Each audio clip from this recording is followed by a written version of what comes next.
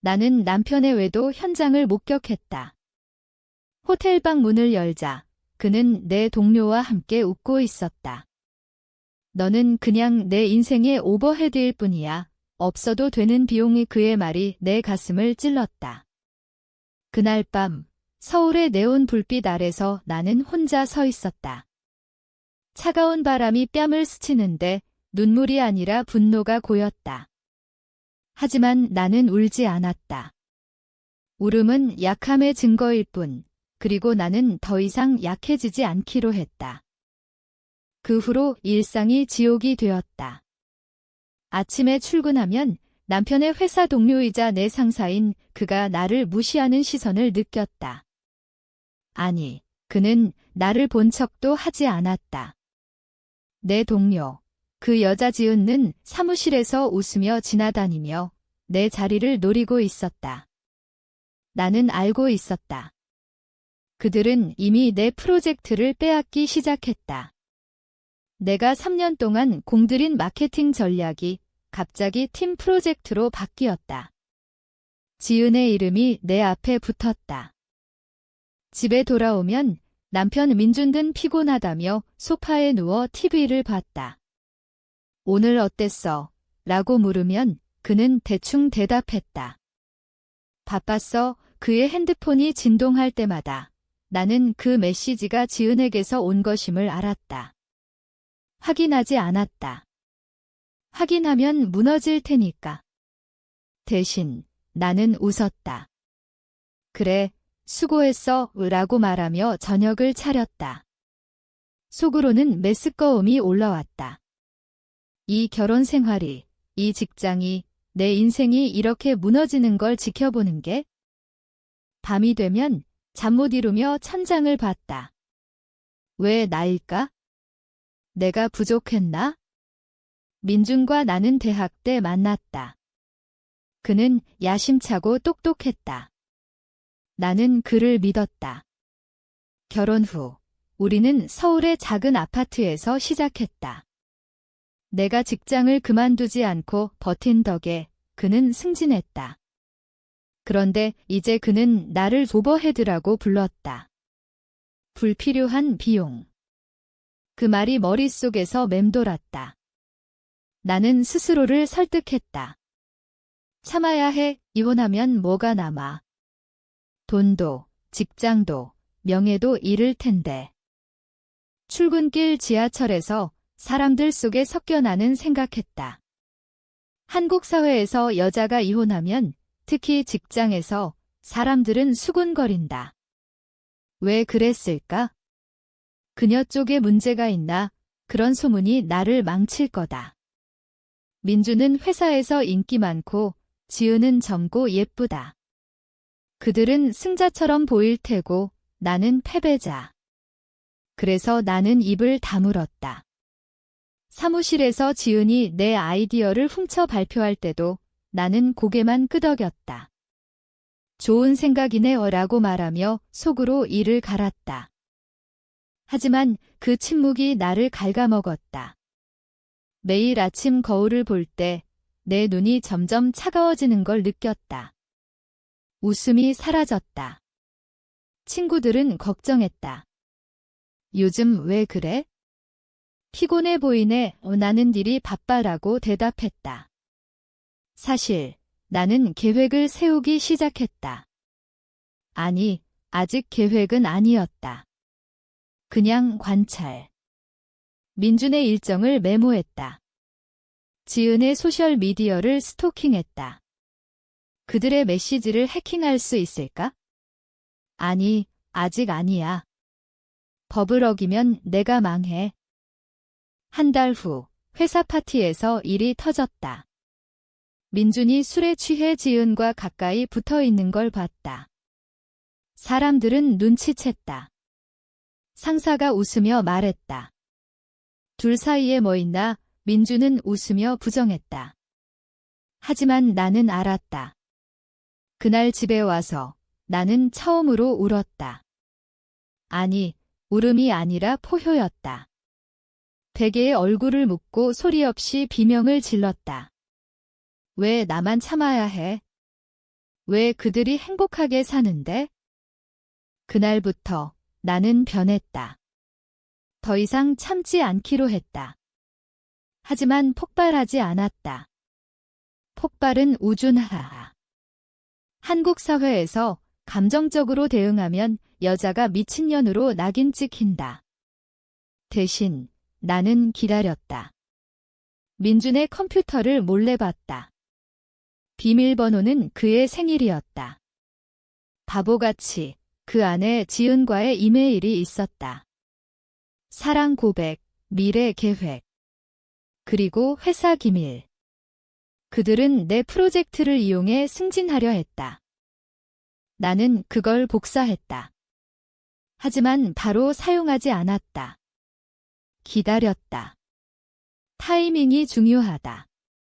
한편 내 마음이 썩어 들어갔다.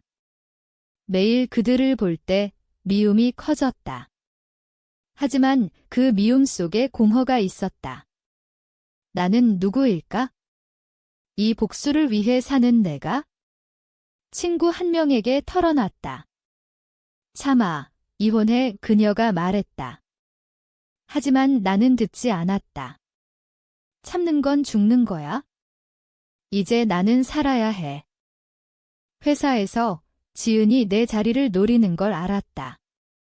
그녀는 상사에게 아첨했다.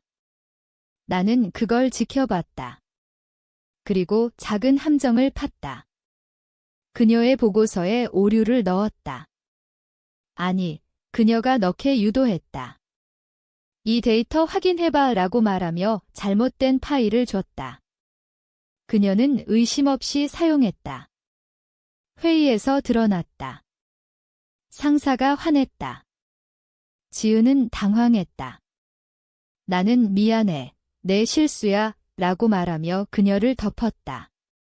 하지만 그날 그녀의 눈에 두려움이 스쳤다.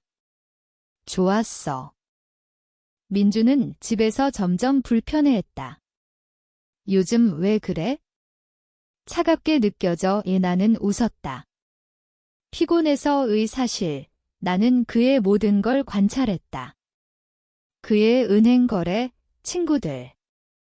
그는 빚이 있었다.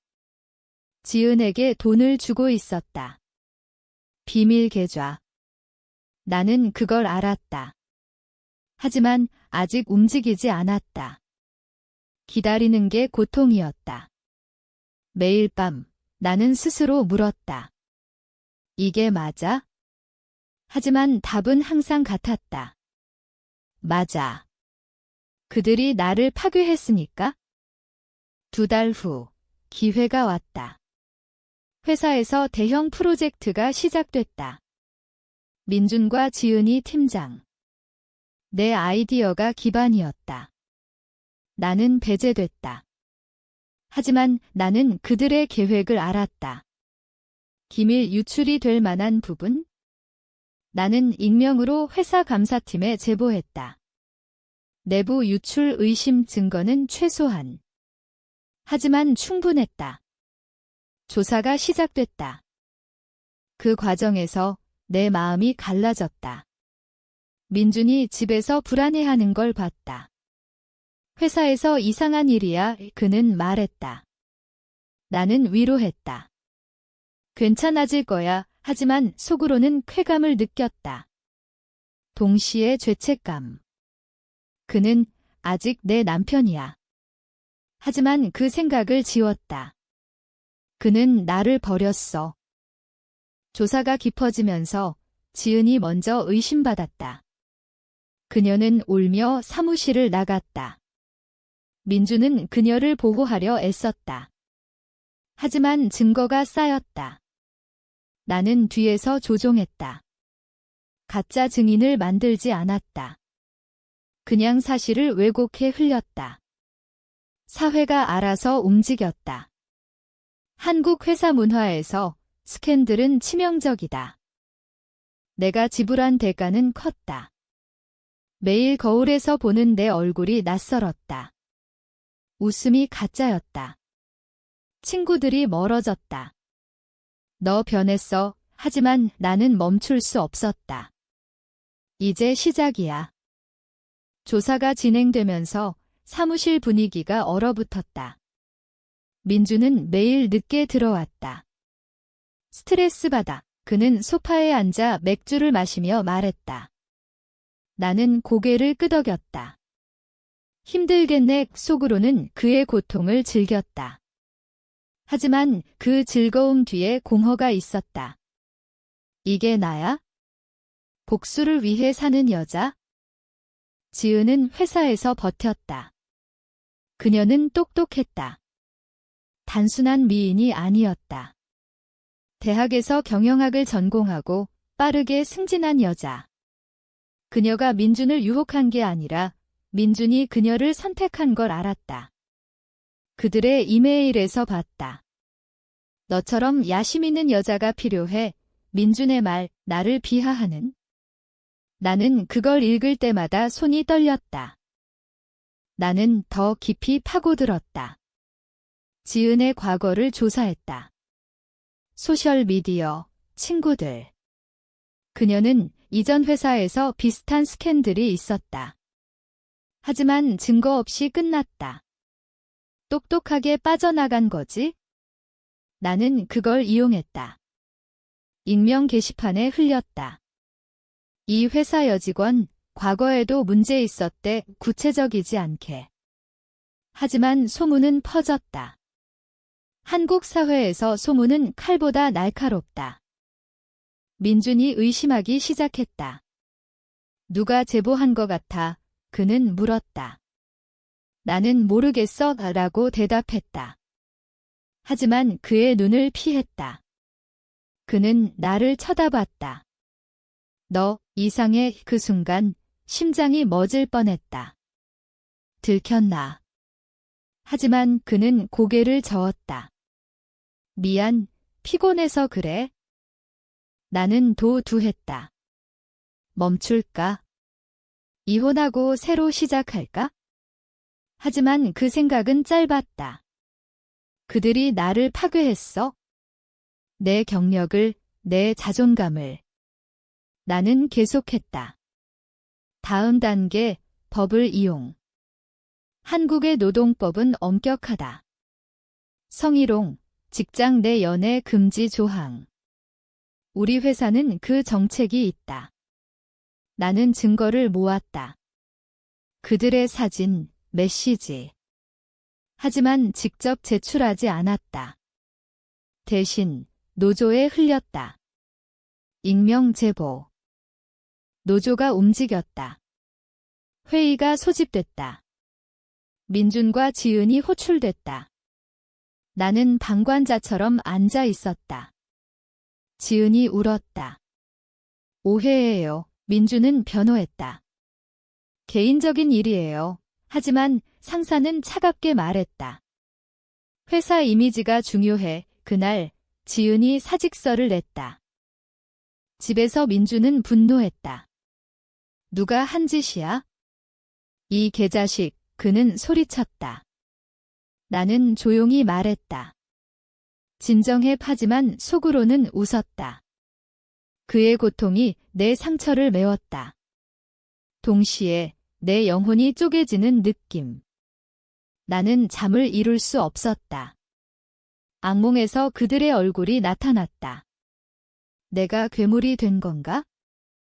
지은이 떠난 후 민주는 무너졌다. 그는 술에 빠졌다. 미안해. 어느 밤 그는 말했다. 지은과는 실수였어. 나는 물었다. 왜 그랬어? 그는 대답했다. 너가 지루했어? 야심 없고. 그 말이 다시 찔렀다. 나는 웃었다. 그래. 하지만 그날 나는 그의 은행 계좌를 해킹했다. 아니, 해킹은 아니야.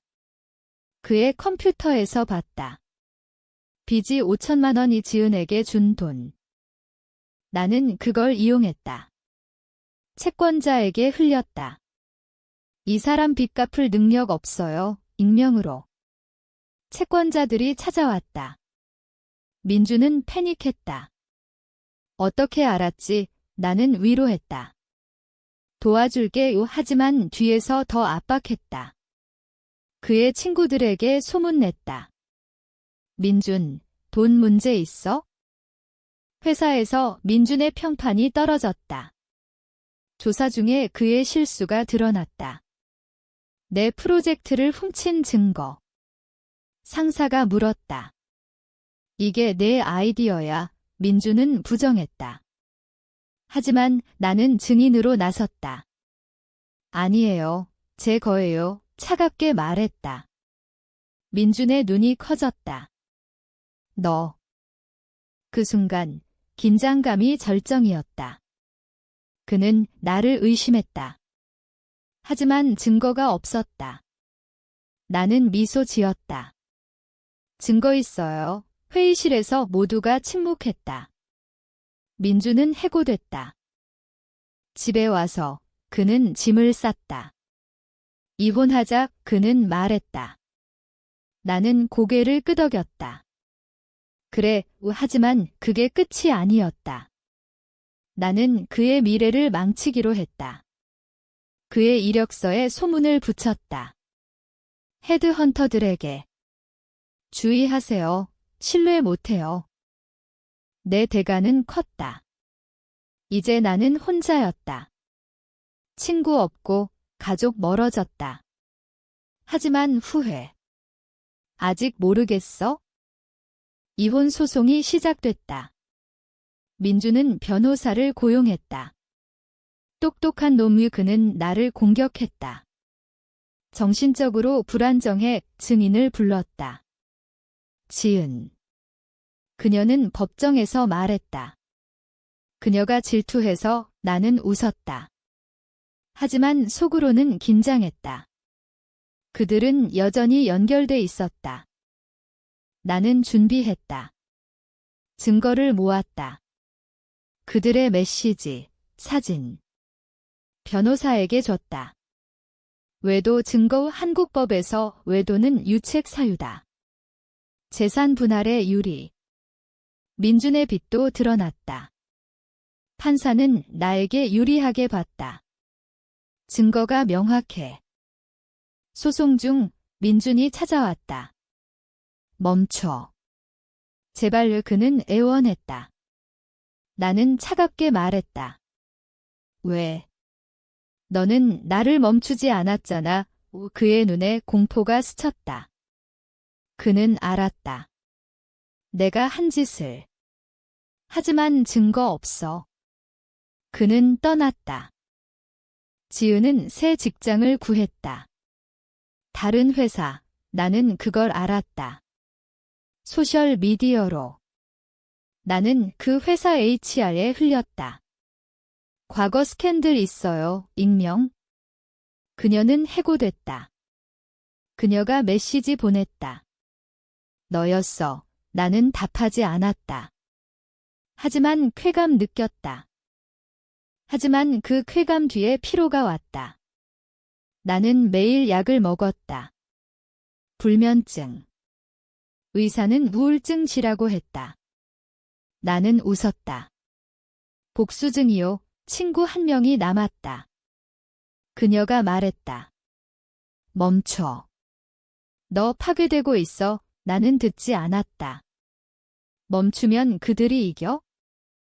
민준의 빚이 쌓였다. 채권자들이 압박했다. 그는 파산 신청했다. 나는 그 과정을 지켜봤다. 법원 서류. 그의 삶이 무너지는 걸 동시에 내 삶도. 회사에서 나는 승진했다.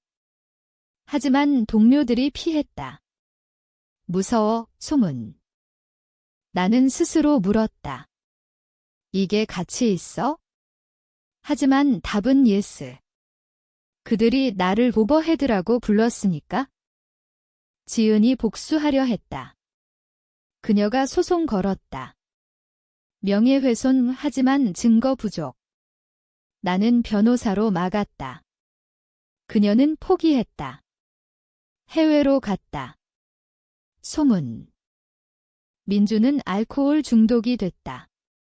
병원 입원. 나는 방문했다. 왜 왔어? 그는 물었다. 나는 말했다. 내가 어떻게 됐는지 봐야지. 그의 눈에 미움이 있었다. 너 괴물이야. 나는 웃었다. 너가 만든 거야? 그날 밤 나는 울었다. 오랜만에. 내가 잃은 게 많았다. 인성, 평화. 하지만 후회 안 해. 회사에서 대형 스캔들이 터졌다. 내 제보로. CEO가 연루. 주식 폭락. 400억 손실. 나는 안전했다. 하지만 그 시스템이 무너지는 걸 봤다. 스캔들이 커지면서 언론이 달라붙었다. 대기업 내부 유출 뉴스 헤드라인. 민준의 이름이 나왔다. 전 직원, 기밀 유출 혐의의 그는 체포됐다. 경찰 조사, 나는 TV로 봤다. 그의 수갑 찬 모습. 지은은 해외에서 소문 들었다. 그녀가 돌아왔다. 너를 고소할 거야, 이 메시지. 나는 무시했다. 하지만 긴장됐다. 그녀는 똑똑해. 증거를 모을 수 있어? 나는 대비했다. 내 흔적 지웠다. 컴퓨터 포맷, 계정 삭제. 하지만 불안했다. 밤에 잠 못 이루며 그녀의 복수를 상상했다. 민준의 재판이 시작됐다. 그는 무죄 주장. 하지만 증거가 쌓였다. 내 조작한. 아니, 사실 기반. 그는 유죄. 징역 2년. 법정에서 그는 나를 봤다. 왜? 그의 눈이 물었다. 나는 대답 안 했다. 그냥 나갔다. 집에 와서 나는 무너졌다. 소리 내 울었다. 이게 끝인가? 하지만 아니야. 지은이 남아. 그녀가 찾아왔다. 아파트 앞 대화하자. 우나는 문 열었다. 그녀는 말했다. 너가 한 짓 알아. 증거 있어? 나는 물었다. 뭐? 그녀는 핸드폰 보여줬다. 내 이메일 흔적. 심장이 뛰었다. 들켰어. 그녀는 말했다. 돈 줘, 아니면 공개. 나는 웃었다. 얼마? 그녀는 1억. 나는 고개 끄덕였다.